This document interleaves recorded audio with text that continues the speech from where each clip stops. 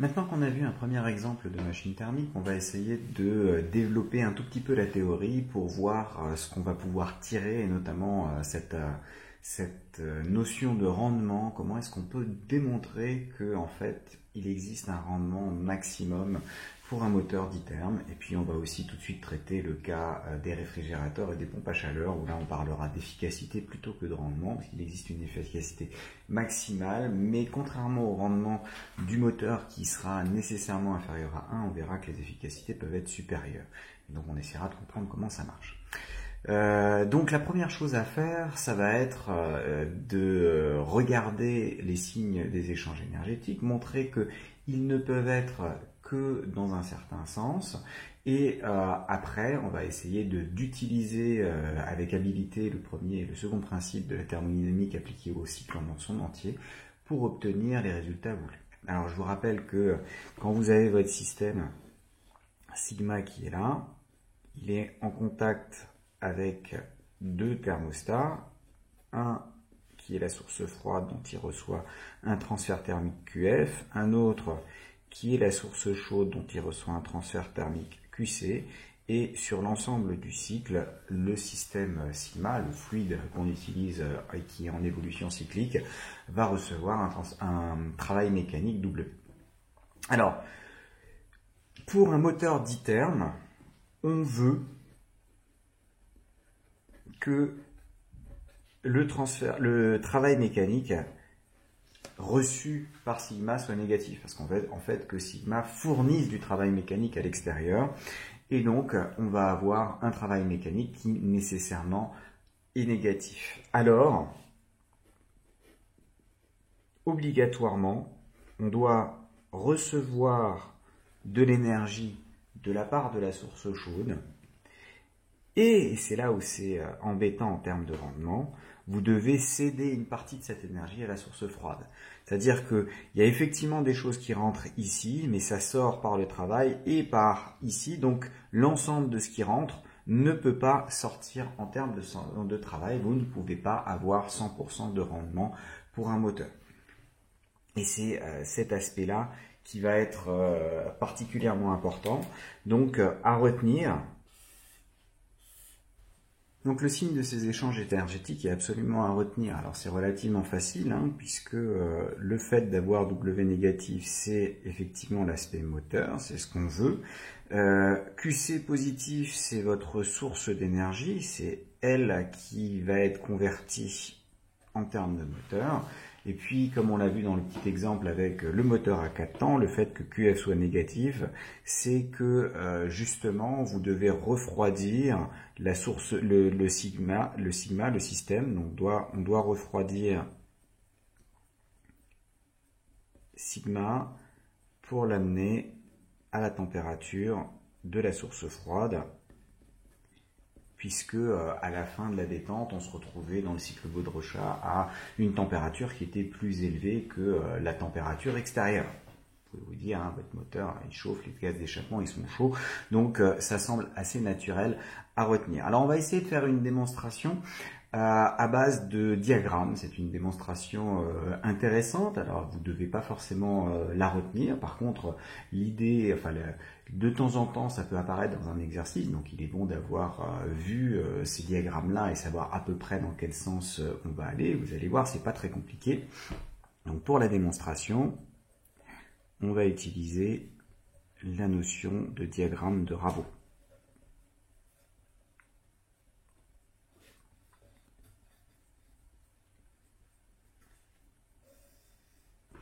Alors, un diagramme de Ravo, c'est quoi? C'est rien d'autre que représenter le transfert thermique reçu de la source chaude en fonction de celui reçu de la source froide. Alors, on me dirait, à quoi ça peut bien servir de voir ça? En fait, dans ce diagramme, il y a certaines zones qui seront autorisées et d'autres qui seront interdites, et en superposant les zones interdites, ce qui va rester, c'est la part du gâteau qui sera autorisée, et on va voir que ça va nous donner des informations sur les signes de ces différents transferts thermiques. Donc, si je représente en fonction du transfert thermique enfin le transfert thermique reçu de la source chaude en fonction du transfert thermique reçu de la part de la source froide. Qu'est-ce que je peux dire de ce truc-là? Alors déjà, si j'applique le premier principe sur un cycle, que me dit le premier principe sur un cycle pour une machine d'ITERM? Alors déjà, le fait d'être sur un cycle, ça me dit que la variation d'énergie interne est forcément nulle parce que U est une fonction d'état. Je vous ai dit déjà que ça c'était un argument qui allait revenir et encore revenir, donc il faut absolument l'avoir en tête.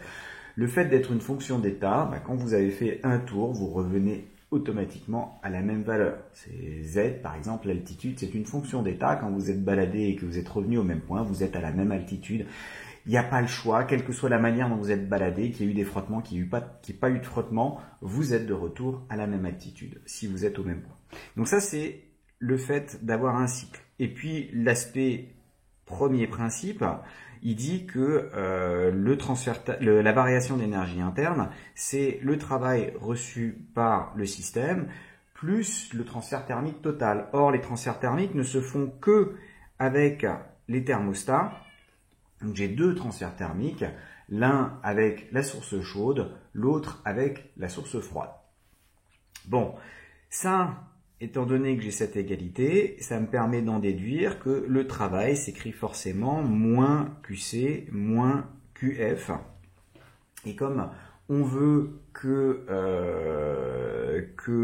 le travail soit négatif, ça impose des choses sur la somme QC plus QF. J'ai le cas limite où le travail est égal à 0, je dois avoir que QC il est égal à moins QF. Donc si je trace dans ce diagramme-là la droite d'équation QC égale moins QF, vous voyez que c'est simplement la bisectrice ici. Donc là, j'ai la droite QC égale moins QF. Quand QC est positif, QF est négatif. Quand QF est positif, QC est négatif. Et c'est simplement l'opposé l'un de l'autre. On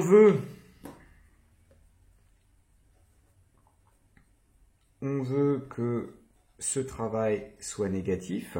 Donc, ça veut dire que moins QC, moins QF soit négatif. Et donc, QC doit être supérieur à moins QF. Donc la zone qui nous intéresse, celle pour laquelle le travail est négatif, c'est la zone qui est au-dessus. C'est quand le transfert thermique reçu de la source chaude est supérieur à moins QF qui est donné par cette ligne-là.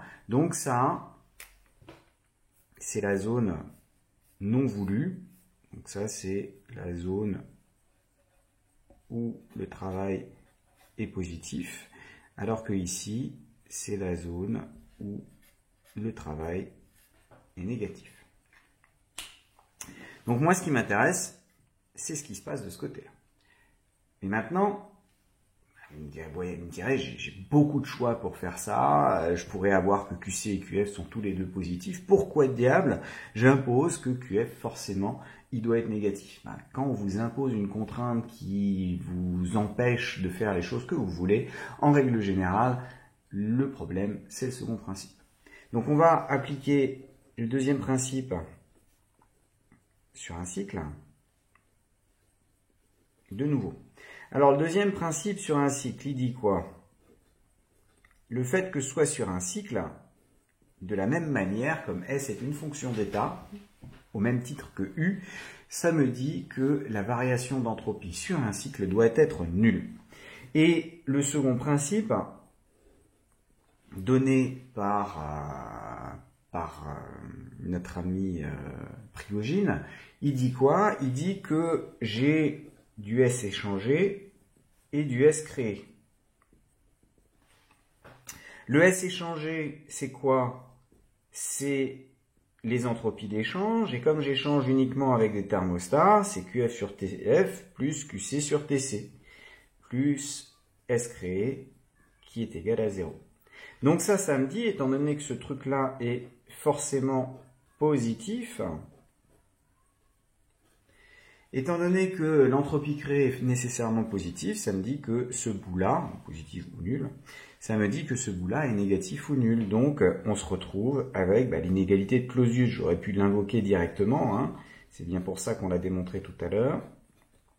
C'est que là, on a une inégalité forte qui relie TF, TC. Alors, je vais prendre le cas limite. Je vais passer là. Le cas limite, c'est quand j'ai QF sur TF qui est égal plus QC sur TC qui est égal à 0. Donc ça me dit que QC, il est égal à moins TC sur TF QF. Vous faites passer ça de l'autre côté, il y a un moins qui apparaît, vous multipliez par TC et on a cette relation-là. Alors, qu'est-ce que je peux dire? De nouveau, c'est une droite. De nouveau, c'est une droite qui passe par l'origine. Elle est de nouveau de pente négative. Jusque-là, c'est exactement la même chose. Sauf qu'au lieu d'avoir une pente de moins 1, j'ai une pente dont le coefficient directeur, en valeur absolue, est supérieur à 1, puisque la température de la source chaude, c'est la définition de la source chaude, c'est qu'elle est plus chaude que la source froide. Donc TC sur TF est forcément supérieur à 1. Donc, je vais avoir quelque chose de plus pentu que celle-là. Et ça va me faire un machin comme ça. Donc là, c'est la droite QC égale moins TC sur TF QF. Bon, alors si je ne prends pas le cas limite et que je regarde et je manipule cette équation correctement, cette inéquation, donc ça me dit que QC sur TC, c'est inférieur ou égal à moins QF sur TF. Ça, c'est bon. Et là, maintenant, je vais multiplier par TC. Une température en Kelvin, on est sûr que c'est positif, donc ça ne change pas le sens de l'inégalité. Et ce qui m'intéresse, c'est la zone où QC est inférieur ou égal à moins TC sur TF QF. Donc, je me retrouve avec une inégalité qui dit que le transfert thermique reçu par mon système ne peut pas excéder une certaine quantité qui est comme ça.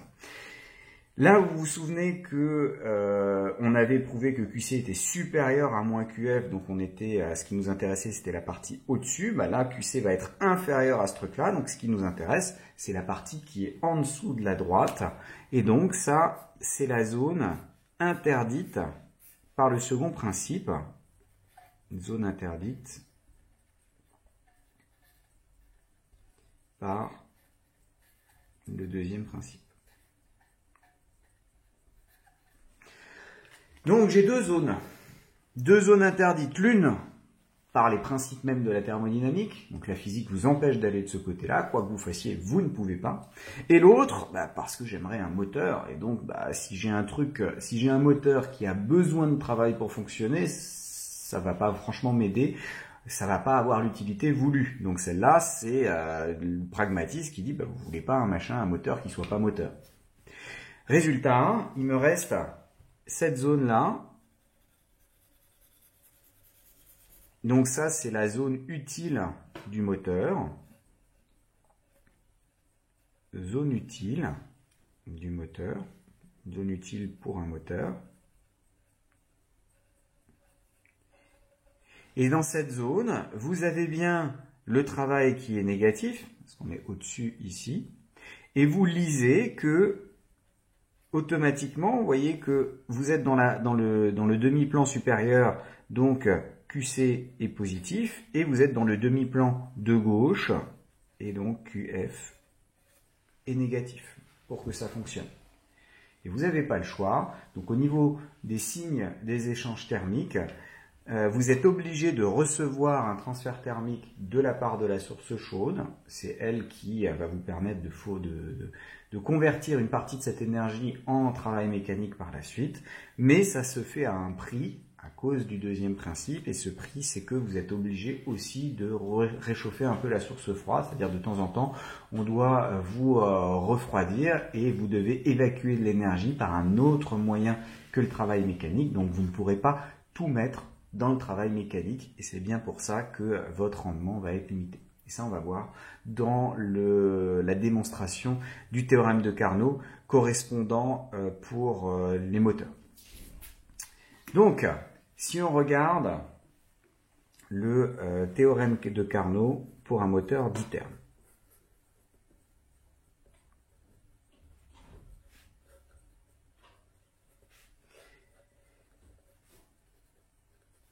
On va avoir deux théorèmes de Carnot, l'un pour les moteurs, l'autre pour les réfrigérateurs ou les pompes à chaleur.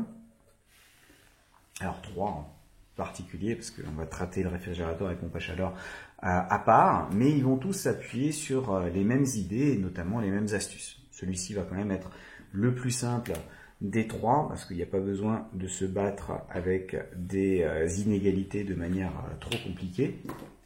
Alors, le théorème proprement dit, si je l'énonce, il va avoir cette tête-là. Donc le rendement d'un moteur d'iterme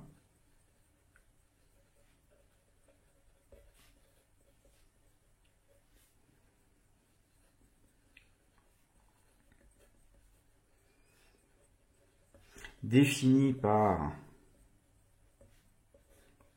C'est la même chose que ce que je vous avais annoncé dans la dernière partie.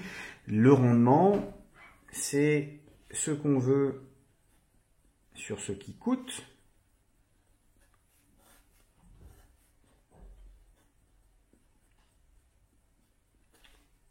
Et donc ici, ça va être le travail, si on veut récupérer du travail, divisé par le transfert thermique reçu lors du contact avec la source chaude. C'est là où vous faites la combustion, c'est là où vous payez en pratique le transfert. Et comme le travail est négatif, ça peut s'écrire moins W sur QC. Donc le rendement d'un moteur d'iterme, qui est défini par cette formule-là, est toujours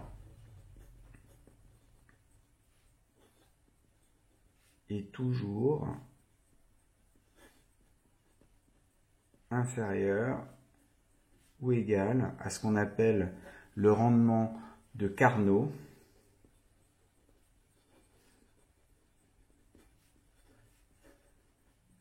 Donc ça s'écrit R inférieur ou égal à RC, et ce RC, il s'écrit 1 moins TF sur TC.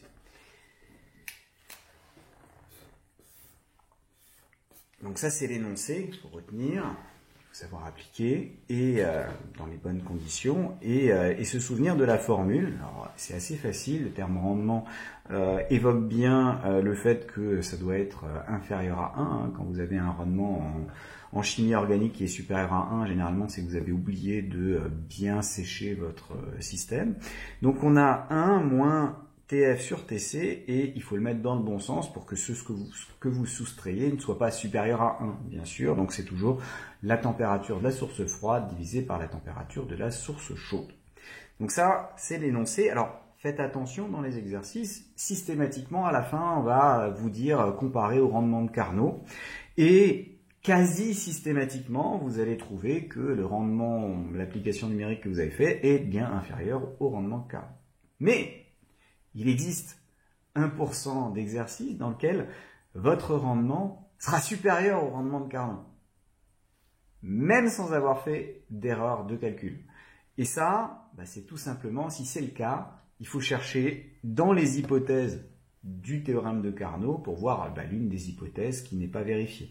En règle générale, c'est parce que votre machine n'est pas une machine d'iterme. Elle n'est pas en contact uniquement avec deux thermostats, et c'est ça qui va pêcher. Et tous les moteurs ne sont pas des moteurs d'iterme, même si on aime bien, même pour ces moteurs-là, comparer au rendement de Carnot. Là, le rendement de Carnot, c'est vraiment dans un cadre précis, quand vous avez un moteur vraiment d'iterme, c'est-à-dire qu'il n'a de transfert thermique qu'avec des thermostats, la source chaude et la source froide. Alors, pour faire la démonstration de ce théorème, démonstration à savoir, absolument.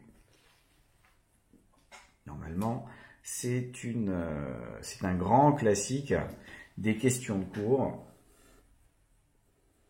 de thermo il faut connaître sa démonstration pour le rendement de Carnot, à la fois pour les moteurs et pour les machines, les réfrigérateurs et les pompes à chaleur.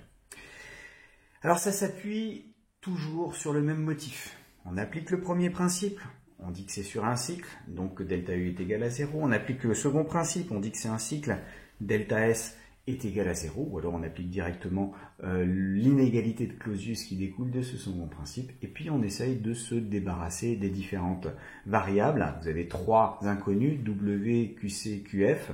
Vous avez une première équation qui est le premier principe, le deuxième c'est l'inégalité de Clausius, il vous reste encore de quoi récupérer un troisième, et comme le rendement c'est un rapport, normalement lors du rapport, votre dernière inconnue va disparaître.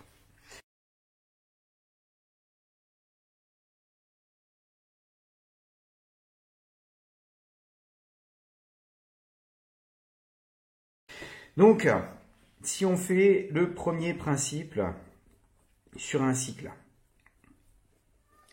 donc ce premier principe sur un cycle, il dit que delta U est égal à 0 et delta U c'est W plus Q et Q c'est QF plus QC. Donc le premier principe appliqué à un cycle me dit que W plus QF plus QC est égal à 0. Car delta U sur un cycle est égal à 0. Donc on a cette première égalité. Alors déjà, une première chose, ça me permet d'obtenir moins W, puisque c'est moins W qui m'intéresse ici, et moins W, je fais passer de l'autre côté, ça me fait directement QF plus QC. Bien, donc ça c'est le premier. Si j'utilise le deuxième principe sur un cycle, ça revient à, comme on l'a vu avec le diagramme de Ravo, ça revient entièrement à redémontrer l'inégalité de Clausius, et donc ça nous dit que QC sur TC plus QF sur TF est inférieur ou égal à 0. Donc ça, c'est Clausius qui nous permet d'obtenir ça. Bon, alors maintenant, il ne reste plus qu'à mettre ces deux ingrédients-là dans le rendement. Donc on calcule. Le rendement, donc c'est moins W sur QC. W, c'est QC plus QF, et du coup, je divise par QC. Donc ça s'écrit 1 plus QF sur QC. Alors vous voyez déjà apparaître quelque chose au niveau de mon résultat. J'ai déjà mon 1. Alors là j'ai un moins, là j'ai un plus. Vraisemblablement, ça veut dire que là-dedans il y a des trucs négatifs qui se cachent. Effectivement, c'est ce qu'on a vu avec le diagramme de Ravo, c'est que votre QF il est négatif. Et j'aimerais bien faire apparaître un inférieur ou égal, donc il faudrait que je montre que QF sur QC c'est inférieur ou égal à moins TF sur TC. Ça tombe bien, j'ai un truc qui est ici. Donc, si on utilise le deuxième principe, donc Clausius, il me dit que QC sur TC plus QF sur TF, il est inférieur ou égal à 0. Donc, QF sur TF est inférieur ou égal à moins QC sur TC. J'ai le droit de multiplier par TF parce que TF est bien positif, jusque-là pas de souci, parce que les températures on peut les manipuler comme on veut dans les inégalités. Là par contre, je vais diviser par QC, parce que je vais faire apparaître ce QF sur QC. Et pour diviser par QC, et savoir qu'est-ce que j'obtiens pour mon inégalité, j'ai besoin d'obtenir le signe. Or le signe, on l'a déterminé avec le diagramme de Ravo, forcément pour que ce système marche, il me faut que QC soit positif. Et étant donné que QC est positif, divisé par QC ne me change pas le sens de l'inégalité. Donc je me retrouve avec QF sur QC qui est inférieur ou égal à ce truc-là, d'où le rendement qui s'écrit 1 plus QF sur QC, il est inférieur ou égal à 1 moins TF sur TC, parce que j'ai le droit ici de rajouter 1 de chaque côté. Et ça, c'est justement ce que j'ai appelé le rendement de Carnot, et donc ce qu'il fallait démontrer. Vous voyez que l'inégalité, le caractère maximal, ne se retrouve que du fait de l'inégalité de Clausius qui découle du second principe. Remarque, le cas d'égalité de Clausius est donné quand la transformation est réversible. Donc le cas d'égalité, donc R égale RC, correspond au cas d'égalité de Clausius. Et dans la démonstration de Clausius, le inférieur venait du fait qu'on avait de l'entropie créée. Donc, ça veut dire qu'il n'y a pas d'entropie qui a été créée tout au long du cycle. Donc, ça veut dire que l'ensemble du cycle doit être réversible pour que ça fonctionne. C'est vraiment l'ensemble du cycle et pas juste des bouts de cycle qui seraient réversibles de temps en temps. Attaquons-nous maintenant aux réfrigérateurs. Donc pour les réfrigérateurs, termes eux aussi, on va aussi essayer de déterminer le sens dans lequel doivent se faire les échanges énergétiques. Donc ce qu'il faut retenir dans cette partie-là, c'est que, première chose, un réfrigérateur, ça sert à faire quoi? Ça sert à refroidir l'intérieur du réfrigérateur. Et l'intérieur du réfrigérateur, c'est ce qu'on va considérer comme étant la source froide, puisque votre réfrigérateur reste à température constante, entre 4 et 6 degrés Celsius, en règle générale. Donc, le but, on veut refroidir la source froide. Si vous avez ça en tête, normalement, vous pouvez retrouver tous les échanges. Donc, on veut refroidir la source froide. Ça veut dire qu'on veut piquer de l'énergie à la source froide et donc ça impose que le transfert thermique reçu depuis la source froide soit bien positif. Et on va en déduire que forcément, pour faire ça, on a besoin de fournir aussi un travail au réfrigérateur. Ça c'est normal, hein, on doit brancher à la maison, votre réfrigérateur, il ne marche pas s'il n'est pas branché sur le secteur. Donc, on doit brancher le réfrigérateur sur le secteur. Et c'est le fait de recevoir un travail électrique qui va être converti en travail mécanique dans le compresseur qui est derrière le réfrigérateur qui permettra de faire fonctionner le tout. Et on a un effet de bord, c'est que forcément le transfert thermique reçu de la part de la source chaude est négatif, c'est qu'on réchauffe la source chaude et en particulier la source chaude, c'est la cuisine. J'imagine que la plupart des gens ont leur réfrigérateur dans la cuisine, sauf ceux qui en ont dans leur chambre d'étudiant. Mais bon, à ce moment-là, la chambre sert aussi de cuisine la plupart du temps. Donc, ça reste valable. Donc, ça, c'est ce qu'il faut retenir. Vous avez QF positif. On veut refroidir la source froide, donc on veut lui piquer de l'énergie. Pour ça, vous êtes obligé de brancher votre réfrigérateur, donc de donner un travail mécanique au réfrigérateur, donc au système sigma. Et ce système-là doit à un moment se rafraîchir, et il se rafraîchit comment? Par contact avec la cuisine, avec l'air de la cuisine, et du coup en redonnant son énergie en surplus sous forme de transfert thermique à l'air de la cuisine. Alors on va refaire une démonstration en termes de diagramme de Rabo. Donc là encore, cette démonstration-là, contrairement à la démonstration du théorème de Carnot, n'est pas forcément à connaître, mais c'est bon de réfléchir et de comprendre comment est-ce qu'elle est faite.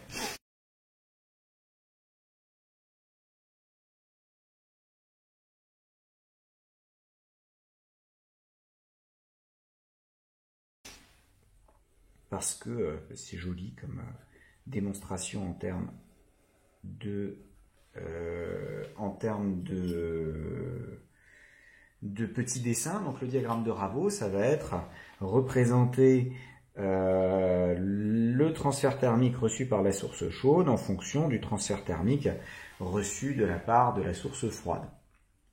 on va faire le même type de raisonnement. Vous voyez que la dernière fois, on avait eu besoin de deux traits. Le trait qui disait QF égale moins QC, ou QC égale moins QF plutôt. Donc ça, c'était QC égale moins QF. Et je vous rappelle que on a trouvé que la zone d'en dessous, c'était la zone où le travail était positif, la zone du dessus, c'était la zone où le travail était négatif. Tout à l'heure, on s'intéressait à avoir un travail négatif parce qu'on voulait un moteur. Là, on n'a pas d'idée préconçue, donc là, on a une zone où le travail est positif, et là, on a la zone où le travail est négatif. Donc, sans idée préconçue a priori. On a la deuxième, le second principe qui va vous faire tracer la droite QC égale moins TC sur TF QF.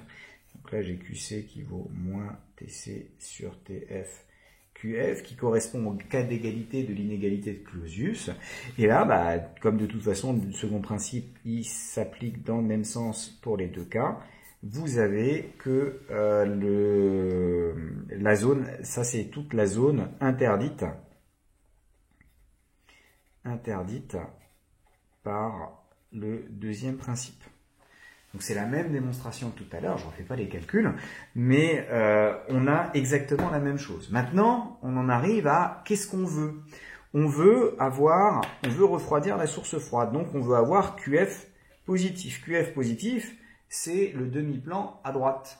Et la seule zone pour laquelle vous avez QF positif, donc ça, c'est la seule zone, la zone utile, c'est-à-dire c'est la zone qui est à la fois autorisée par le second principe et telle que QF est effectivement positif. Vous voyez que dans cette zone-là, ça implique... Vous voyez que cette zone, elle est dans le demi-plan inférieur. Donc ça...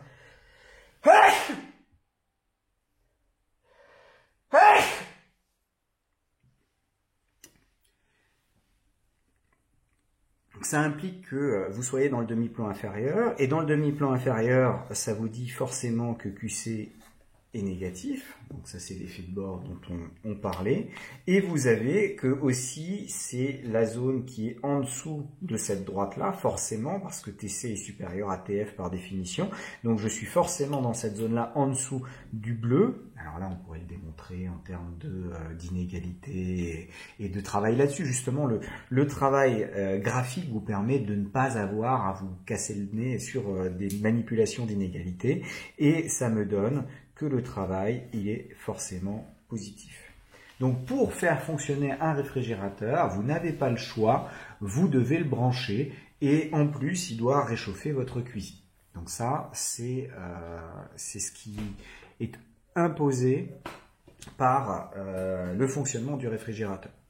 Alors si je prends le théorème de Carnot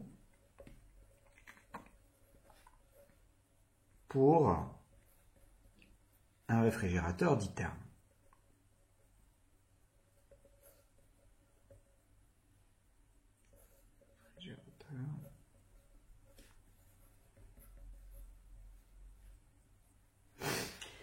Alors vous vous demandez peut-être pourquoi est-ce que je m'embête à systématiquement parler de réfrigérateur et pas de frigo. Tout simplement parce que le frigo, c'est pas le terme technique voulu, c'est une abréviation de Frigidaire. Et Frigidaire, même si ça remonte à loin, c'était une marque dans les années 60-70. Et donc, en fait, une marque qui était majoritaire et donc qui donnait son nom à toutes ces machines-là. Et donc, le terme technique, c'est réfrigérateur, une machine à réfrigération. Même si frigo sert bien pour avoir le moyen mnémotechnique frigo-trigo dont je vous ai déjà parlé. Alors, le théorème, il dit quoi? Il commence par donner les hypothèses pour un réfrigérateur ditherme. Donc là, il y a deux hypothèses. Le fait que ce soit un réfrigérateur, que QF soit positif, ce qui nous intéresse, c'est de récupérer QF. Et le fait qu'il soit ditherme. Donc de nouveau, si vous avez un système qui fonctionne sans être d'iterme, vous pouvez très bien violer le théorème de Carnot, ça pose pas de souci, tout simplement parce que vous n'avez pas vérifié les hypothèses, donc il n'a pas de raison d'être vérifié. Donc pour un réfrigérateur d'iterme, on définit plutôt l'efficacité. Alors on va le noter E ou état. État, c'est le N avec la grande boucle comme ça, ou E, c'est pour efficacité. Alors ça dépend des sujets que vous allez croiser, vous aurez l'un ou l'autre. L'efficacité définie par donc E, qui est la même chose que état. Alors de nouveau, c'est ce qu'on veut sur ce qui coûte. Qu'est-ce que vous voulez pour votre réfrigérateur? Vous voulez qu'il refroidisse votre source froide. Donc, ce que vous voulez, c'est QF. Et ce qui coûte, c'est l'EDF, c'est le fait de brancher votre frigo sur le secteur. Et donc, c'est le travail mécanique. Le fait que ça réchauffe votre cuisine, c'est un effet de bord qui peut être intéressant en hiver ou pas intéressant en été. Mais c'est gratuit puisque c'est pas quelque chose que vous imposez de l'extérieur. Ce que vous imposez de l'extérieur, c'est effectivement ce travail. Et ce que vous payez à la fin de la journée, c'est effectivement ce travail. Donc, l'efficacité est définie par ça et nécessairement vérifie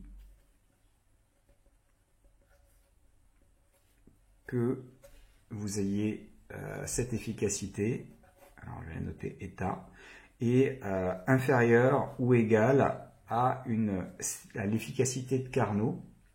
Et cette efficacité de Carnot va s'écrire TF sur TC moins TF. Et le cas d'égalité s'obtient pour un cycle réversible. Et uniquement pour un cycle réversible. Un petit peu comme Cauchy-Schwarz, on s'intéresse bien au cas d'égalité à chaque fois, parce que ça nous donne des informations sympathiques. Donc, alors vous voyez que c'est différent de tout à l'heure. Alors déjà, si TC et TF sont pas très éloignés, on divise par quelque chose qui est proche de 0, donc je peux avoir quelque chose qui explose, qui devient relativement grand. Donc mon efficacité n'est pas majorée par 1, c'est pour ça qu'on appelle ça efficacité plutôt que rendement. Et vous voyez que en haut, ce qu'il faut retenir, c'est un réfrigérateur. Donc ce qui vous intéresse, c'est la source froide, ici, et donc c'est la température de la source froide qui apparaît. Il faut se dire, il y a la température de la source froide, il y a une différence entre les deux températures, avec deux températures, donc pour l'avoir dans le bon sens, c'est forcément TC moins TF, et vous avez un truc qui peut dépasser 1, donc c'est forcément, je divise par la différence. Et plus la différence de température est faible, plus vous pourrez efficacement avoir un refroidissement, sachant que si la différence de température est faible, c'est qu'en pratique, vous n'avez pas besoin de beaucoup de refroidissement. Donc ça va aller dans le même sens dans les deux cas. Bien, donc on va essayer de démontrer ça. De nouveau, la démonstration est à connaître, mais je vais commencer une nouvelle page pour pouvoir la mettre en place. Alors démontrons maintenant ce théorème de Carnot pour les réfrigérateurs d'ITER. Donc la démonstration est à connaître, tout comme celle pour les moteurs d'ITERM. Elle ressemble d'ailleurs, mais elle peut être sacrément plus embêtante dans la manipulation des inégalités si on ne fait pas une première astuce de départ. Vous avez vu que dans la démonstration avec les moteurs d'ITERM, ce qu'on avait et qui était intéressant et relativement facile, c'était celui-ci. C'était que vous aviez en haut la somme et vous divisiez par la même chose et donc ça simplifie relativement bien. Là, si on se débarrasse du travail de la même manière, vous allez avoir en bas une somme qui fait intervenir QC et QF et donc diviser par une somme, il va falloir remplacer dans un sens, mettre en facteur, se débrouiller avec les signes dans les inégalités.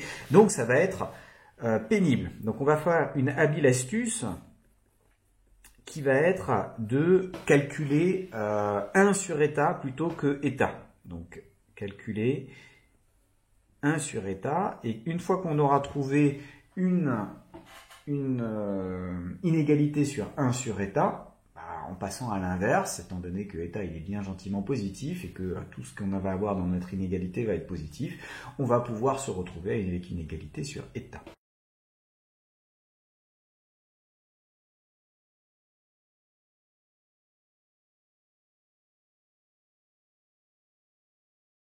Donc, calculer 1 sur état, du coup, c'est le travail divisé par le transfert thermique reçu depuis la source froide.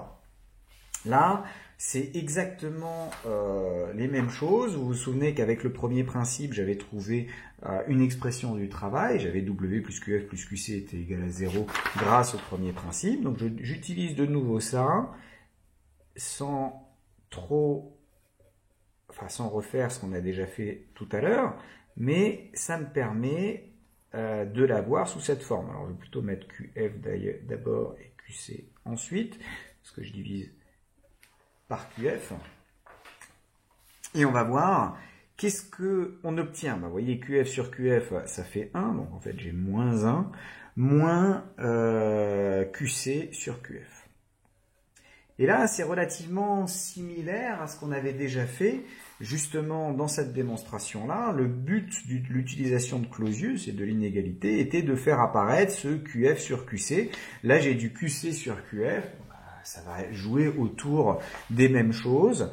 Donc, on va utiliser le deuxième principe, donc l'inégalité de Clausius, qui me dit que QC sur TC plus QF sur TF doit être inférieur ou égal à 0. Je vais faire apparaître QC sur QF, donc je vais avoir QC sur TC qui est inférieur ou égal à moins QF sur TF. Là, c'est juste des sommes, donc j'ai le droit de les manipuler comme je veux au niveau des inégalités. Alors, j'ai le droit... Alors déjà, j'ai le droit de multiplier par TC sans aucun souci, puisque TC, il est bien gentiment positif, donc ça me fait du moins QF multiplié par TC sur TF. Ça, il n'y a pas de souci parce que TC est positif. Maintenant, je vais diviser par QF, je vais faire apparaître du QC sur QF. Si je divise par QF, il faut quand même que je me pose la question, est-ce que ce QF est positif ou négatif? On a vu que par définition, pour un réfrigérateur, mon QF il est positif, puisque c'est ce que je veux. Je veux piquer de l'énergie à la source froide, histoire de la refroidir, elle. Donc j'ai le droit de diviser sans changer le sens de l'inégalité. Donc j'ai QC sur QF qui est inférieur ou égal à moins TC sur TF, parce que ici, QF est bien positif, parce que là j'utilise mon caractère réfrigérateur. Vous voyez que dans la démonstration, là j'utilise le caractère diterme, là j'utilise le caractère réfrigérateur. J'ai donc utilisé les deux hypothèses que j'avais au départ dans mon théorème. Alors, pour vraiment avoir ce que je veux, en fait, il me faudrait du moins QC sur QF. Si je multiplie par moins 1, qui est gentiment négatif, ou méchamment négatif, ça dépend comment est-ce que vous le voyez, ça change le sens de l'inégalité. Et en remettant ça, ça me dit ici, en ajoutant moins 1 de chaque côté, je me retrouve avec moins 1 moins QC sur QF qui est supérieur ou égal à TC sur TF moins 1. Alors, finalement, j'aurais peut-être dû garder le 1 de l'autre côté.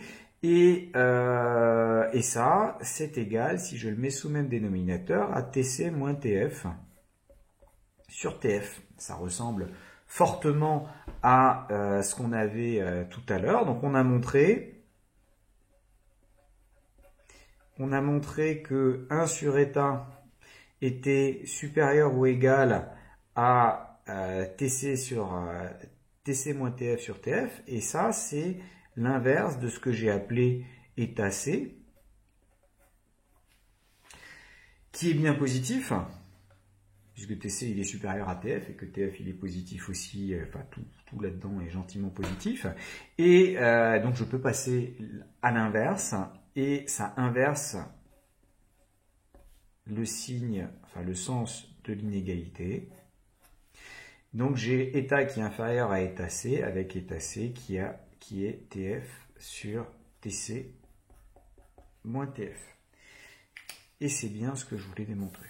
Donc vous voyez que tout part de cette astuce où il faut penser à calculer 1 sur état, parce que 1 sur état, ça va être gentiment une somme, plutôt qu'un rapport avec un dénominateur dans lequel il y a une somme, et pour lequel ça va être pénible d'utiliser une inégalité pour réussir à s'en dépatouiller, simplement, et donc vous avez ce résultat, et donc à retenir, pour le réfrigérateur, vous avez le fait que ce soit la source froide, donc à marquer dans vos moyens mémotechniques, si on vous demande juste de comparer à Carnot sans refaire la démonstration, ou même si on vous demande de refaire la démonstration pour vérifier que vous allez dans le bon sens. Donc ça, c'est la démonstration pour un réfrigérateur. Il nous reste encore à parler des pompes à chaleur.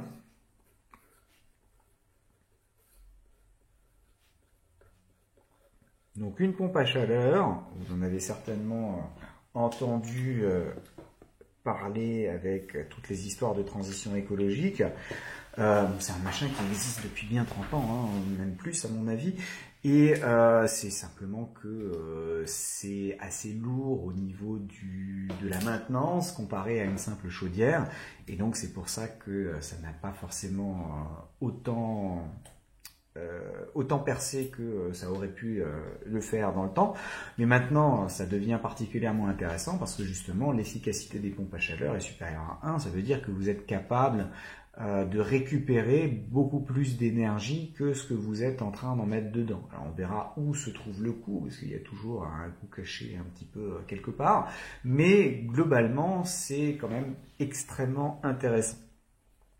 Donc si je regarde le sens des échanges énergétiques de nouveau pour une pompe à chaleur. Donc on va s'intéresser à ce qui se passe et à ce qu'on veut là-dedans. On va voir de nouveau qu'il va falloir fournir un travail. Et en fait, les signes vont être les mêmes que pour le réfrigérateur, parce que sinon votre pompe à chaleur ne sera pas suffisamment efficace. Donc il n'y aura pas une nécessité de l'avoir. En fait, un simple radiateur électrique pourrait être considéré comme pompe à chaleur aussi, dans une certaine mesure.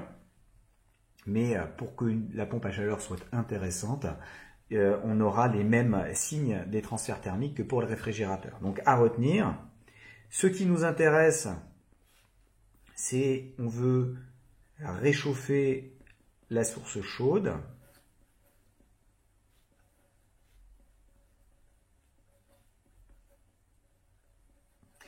Et pour réchauffer la source chaude, ça veut dire que QC doit être négatif, ça veut dire que votre système donne de l'énergie à la source chaude pour du coup, dans l'idée d'augmenter sa température ou au moins de limiter la baisse de température. Hein. Ce que vous voulez dans votre appartement, c'est que la température reste constante, ça va donc bien être un thermostat. Mais si vous arrêtez votre chauffage par pompe à chaleur, il va se refroidir, donc la température va baisser, ce qui veut dire qu'il y a des pertes. Et donc pour compenser ces pertes, vous devez fournir le transfert thermique correspondant. Ce n'est pas un thermostat au sens tout à fait où on l'a introduit, un truc où, quels que soient les transferts thermiques, sa température ne change pas, mais c'est plutôt un thermostat dans le sens où sa température reste constante parce que vous arrivez à imposer le transfert thermique qui va bien pour le faire. Donc, QC est négatif, ce qui implique automatiquement, et c'est ce qu'on va montrer, ce qui implique un travail positif, c'est-à-dire que pour faire marcher votre pompe à chaleur, il faut la brancher aussi sur le secteur.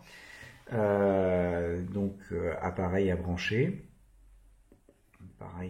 sur secteur, ça ne pourra pas marcher tout seul sur secteur ou utiliser un moteur pour le faire marcher. On verra un exercice très intéressant de savoir si une chaudière, il ne faudrait peut-être pas la remplacer par une pompe à chaleur qui est elle-même alimentée par un moteur qui est lui-même alimenté par la chaudière. Et en faisant ça, on verra qu'on peut utiliser ou récupérer 7 fois plus d'énergie qu'avec la simple chaudière. Le problème, c'est que vous avez rajouté 3 étapes et donc autant de chances de problèmes de maintenance et que votre système de chauffage ne marche plus du tout parce qu'il y a une pièce quelque part qui a cassé. Donc, ça implique forcément que le travail est positif et en général, que QF soit positif aussi si on veut une efficacité qui soit supérieure à 1.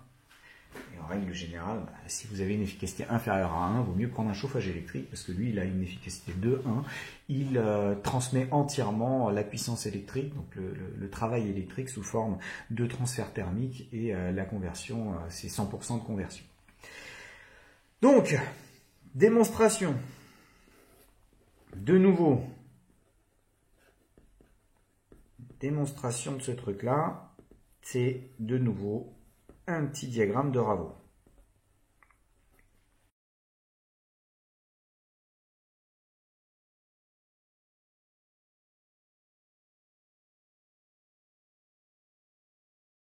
Maintenant, on commence à avoir l'habitude. On représente QC en fonction de QF. Et de nouveau, je vais appliquer mon premier principe. Premier principe qui va me donner le signe du travail en fonction de la position dans ce plan par rapport à la droite QC égale moins QF. Donc là, c'est la zone où le travail est positif et là, c'est la zone où le travail est négatif. Pour le moment, je n'ai pas de prérequis là-dessus sur le signe de ce travail. Je vais voir je veux justement démontrer que forcément, pour que ça marche, je dois être dans la zone en bas à gauche, ici. Ensuite, vous avez le second principe qui vous fait tracer cette droite-là. Et cette droite-là vous dit c'est QC égale moins TC sur TF QF. Et là, le second principe, par contre, il vous interdit toujours tout ce demi-plan. Il est impossible d'avoir une machine d'iterme cyclique telle que QC et QF, par exemple, soient tous les deux positifs. C'est pas possible d'avoir ça, c'est interdit par le second principe. Et maintenant, ce qu'on veut, nous, on veut que QC soit négatif. Donc, on veut travailler dans le plan inférieur ici. Et ça, on voit que ça implique forcément qu'on soit dans la zone où le travail est positif. Vous voyez que ça impose rien sur le signe de QF parce que j'ai une partie des QF qui peuvent être négatifs, une partie qui peut être positive, mais quand même, la zone intéressante, c'est celle-là. Zone intéressante,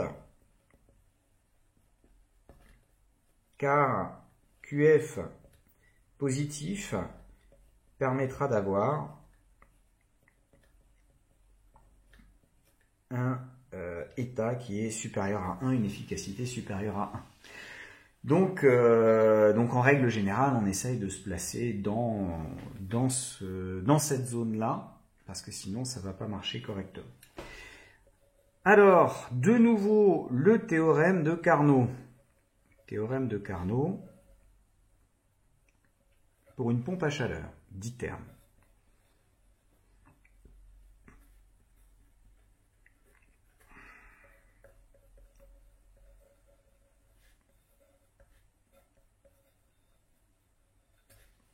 Donc la pompe à chaleur, de nouveau l'énoncé du théorème. Théorème pour, donc ça c'est les hypothèses, une pompe à chaleur d'iterme. On définit d'efficacité.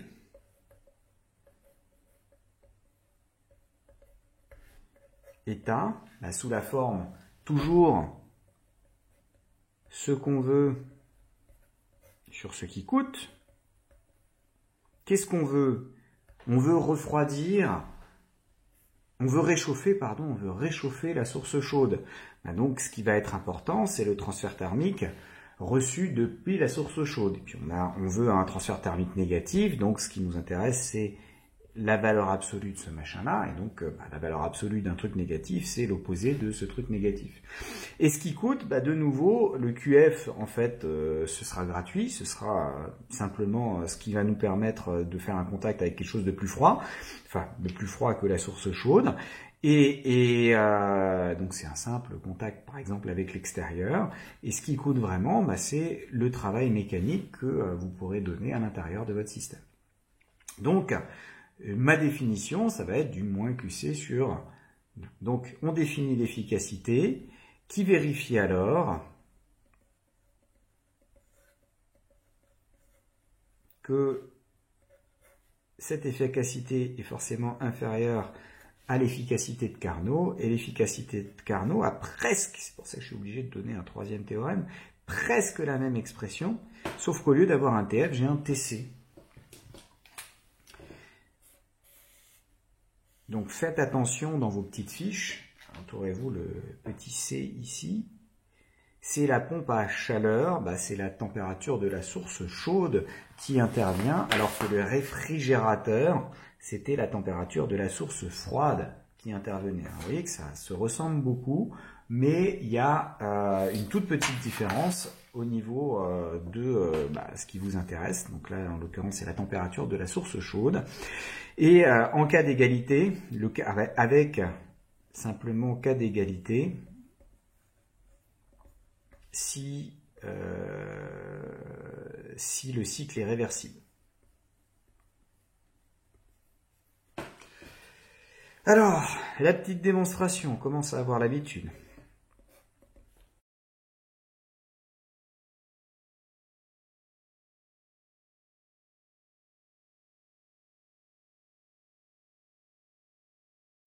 À savoir, bon, une fois que vous en avez appris une des trois, normalement, les autres s'en découlent. De nouveau, ce qu'il faut penser, c'est l'astuce. Parce que là, j'ai une différence, un dénominateur, c'est pénible. L'astuce, c'est on calcule 1 sur état. 1 sur état, on va le faire, du coup, c'est W sur moins QC. Alors tiens, ça ressemble quand même vachement à la démonstration qu'on avait déjà faite pour le rendement du moteur thermique. Il y a juste un truc qui va changer, ça va être justement dans les inégalités. À un moment, il y a un signe qui ne sera pas dans le bon sens lors d'une division.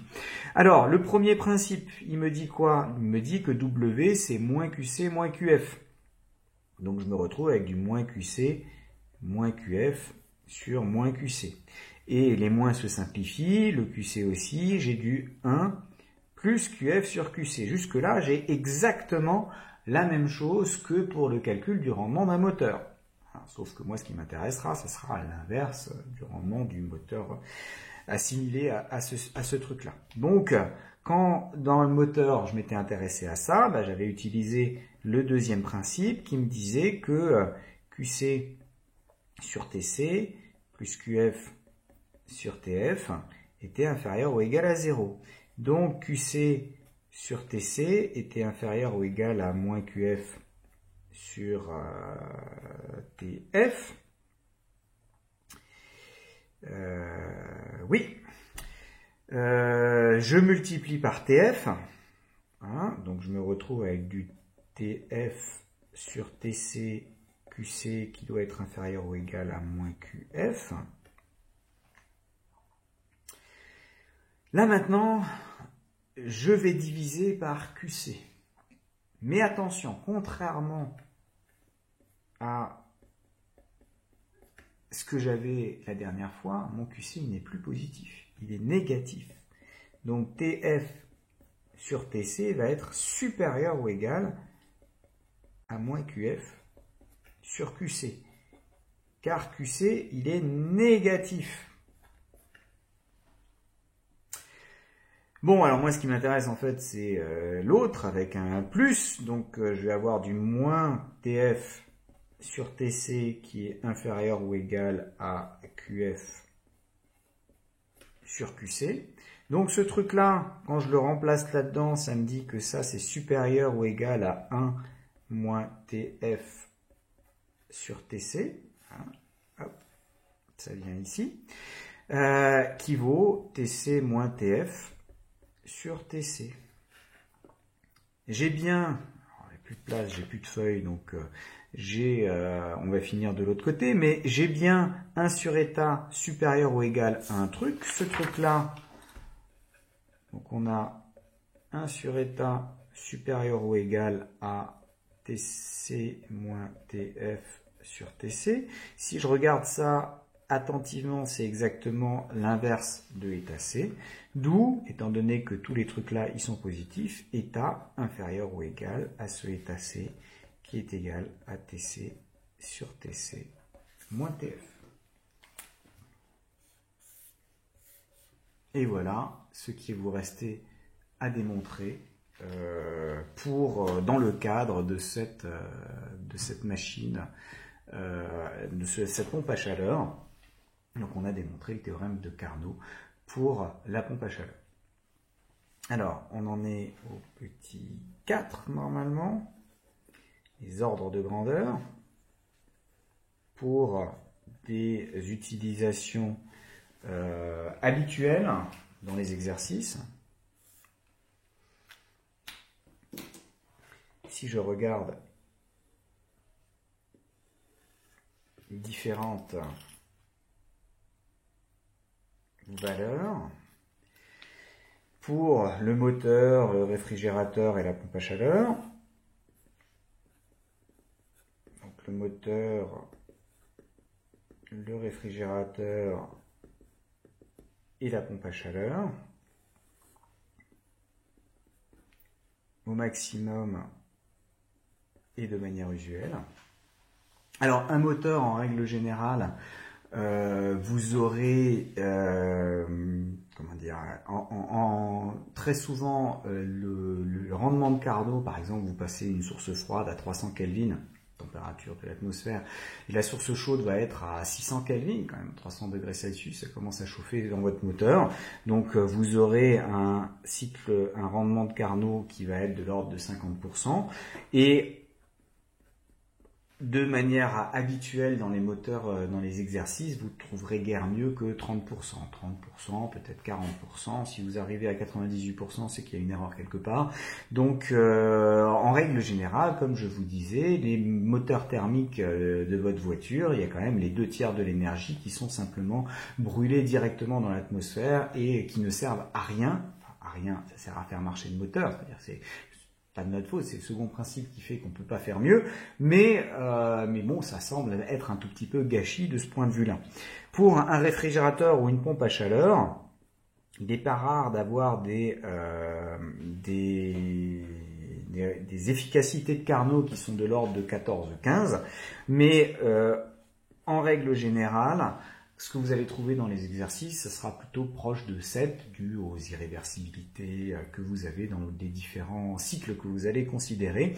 Et donc, quand on fera des calculs sur des cycles réels, ce sera l'ordre de grandeur attendu, entre 3 et 7, en règle générale. En tout cas, c'est souvent supérieur à 1, et donc c'est ça qui va nous intéresser plus particulièrement. Alors, on va terminer en parlant du cycle de Carnot, c'est-à-dire le fameux cycle qui permet d'égaler, d'obtenir le rendement de Carnot ou l'efficacité de Carnot. On va se rendre compte que on n'a pas le choix sur la manière de faire ce cycle, parce qu'il faut à la fois qu'il soit réversible pour avoir le cas d'égalité et que ce soit une vraie machine d'iterme. Donc le cycle de Carnot, c'est le cycle permettant d'atteindre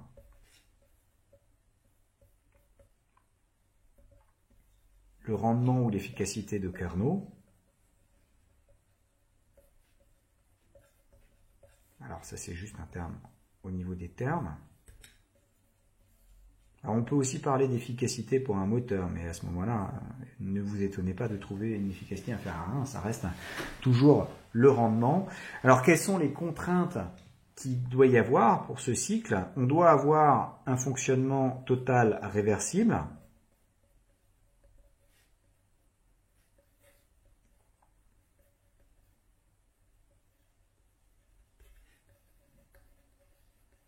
Et vous allez voir que ça va être une grosse contrainte. Et on ne doit avoir de contact qu'avec les deux thermostats. On doit être en contact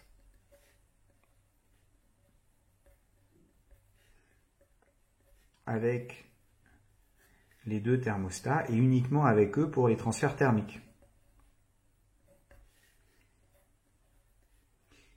Et ne faire de transfert thermique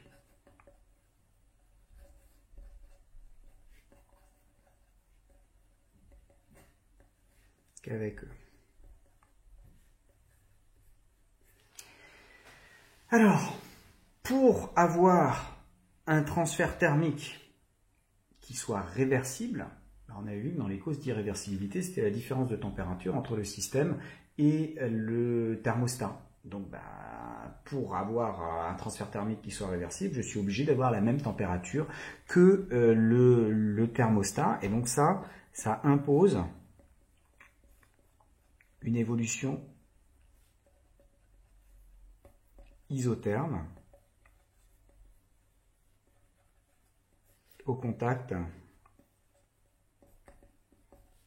de chaque thermostat. C'est-à-dire que la température de votre système doit être égale à la température du thermostat. Et en pratique, c'est en fait l'hypothèse qui ne marche pas. Toujours quand vous faites un cycle réel, si vous voulez qu'il y ait un transfert thermique, ça marche mieux quand il y a une différence de température. Parce que s'il n'y a pas de différence de température, comme on a montré dans un exercice sur le transfert thermique se fait toujours du plus chaud vers le plus froid, s'il n'y a pas de différence de température, il n'y a pas de transfert thermique. S'il n'y a pas de transfert thermique, il n'y a pas de moteur, il n'y a rien du tout. Donc on a une incohérence, si vous voulez, dans cette idée de le cycle réversible c'est le meilleur. Oui, c'est le meilleur parce que ça a la meilleure efficacité, mais il ne peut pas tourner. Parce que en fait les transferts thermiques se font pas, donc on reste bloqué sans bouger. Donc ce serait le meilleur moyen de bouger, mais on n'a pas le droit de bouger parce que sinon on a forcément une irréversibilité qui vient.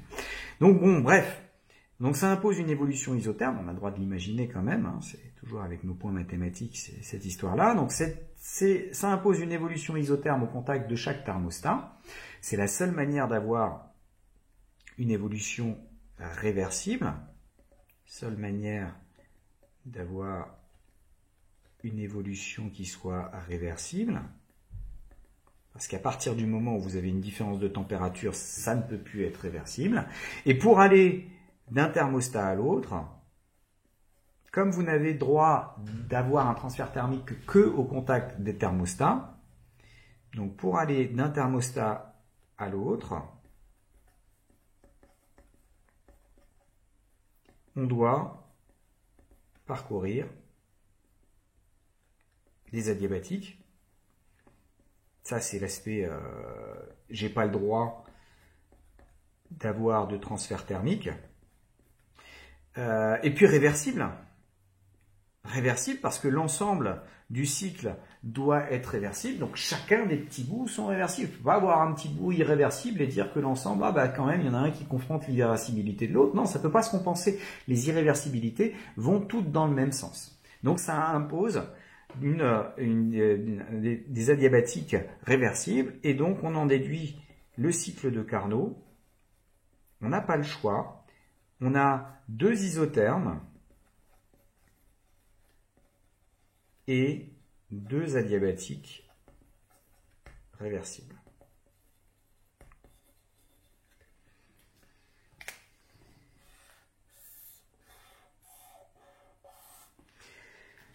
Donc là, on a notre cycle de Carnot. Alors on va terminer par un exemple. Si jamais le système sigma qu'on est en train de faire évoluer est un gaz parfait, donc si sigma est un gaz parfait, dans le diagramme pression-volume, diagramme de Clapeyron, les isothermes, donc vous avez l'isotherme à la température TF avec la source froide, vous avez l'isotherme à la température TC, donc ça c'est TF et TC. Et vous avez des adiabatiques réversibles pour passer de l'une à l'autre. Et sur une adiabatique réversible, alors sur les isothermes, vous avez P qui est égal à 1 sur V, qui est proportionnel à 1 sur V, c'est pour ça P est proportionnel à 1 sur V. PV égale constante, égale NRT, donc comme T est constant, c'est constant. Et pour les adiabatiques réversibles, c'est des machins qui ont une pente plus importante que les isothermes. Donc ça, c'est là-dessus, vous avez du P qui est proportionnel à 1 sur V puissance gamma. Et donc votre cycle de Carnot, ça va être celui-ci.